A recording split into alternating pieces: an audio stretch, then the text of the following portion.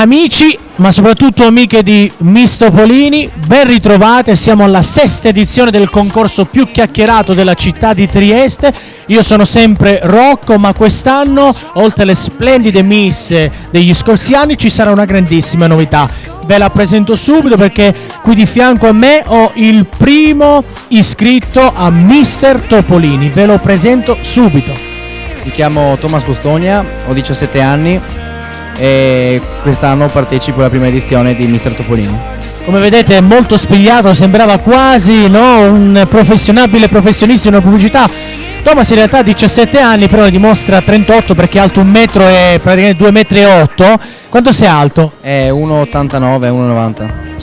Allora, io so che c'è un segreto, no? La tua altezza si è sviluppata per un motivo, no? Insomma, tu so che fai uno sport, sei anche a livello agonistico. Parliamone perché gli amici di Mister Topolini ti dovranno conoscere meglio e votarti.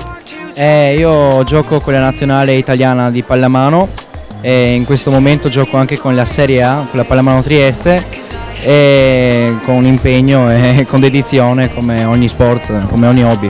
Hai ragione, hai detto una cosa giusta, ci vuole impegno, ci vuole d'altronde, insomma i risultati già ce li hai, in bocca al lupo sicuramente per la tua attività professionale, quella dello sport. Tu studi anche? Sì, io studio, frequento l'Oberdam, la seconda classe, una buona scuola con compagni anche importanti. Insomma. Sono sicuro che i tuoi compagni ti faranno per te. Senti, un portafortuna per questa partecipazione a Mister Topolini ce l'hai? Un colore, un oggetto, una persona, un qualsiasi cosa? Mia mamma è laggiù, è lì che fa il tifo per me e con gli amici, è più un gioco questo per me che nient'altro, un gioco e mi divertirò.